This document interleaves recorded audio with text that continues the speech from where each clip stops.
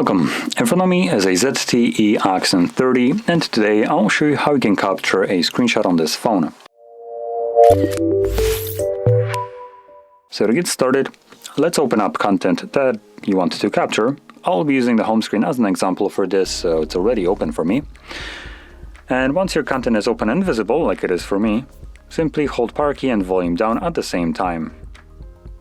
You'll have a sound flash along with this pop-up right here with two options, so you can, I believe it was scroll capture or share. Scroll capture is only accessible in areas where you can actually scroll down, like settings page as an example. But anyway, that is how you would capture your screenshot. And to now view it, all you need to do is navigate into your gallery application. Let's get rid of this. And then select your library, which will have a new folder called screenshots. And in here you'll find all the screenshots that you have captured over the time. So for me, they are, I guess,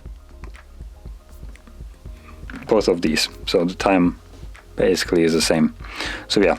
So as you can see, that is how you can capture your screenshots on this phone. And if you found this very helpful, don't forget to hit like, subscribe, and thanks for watching.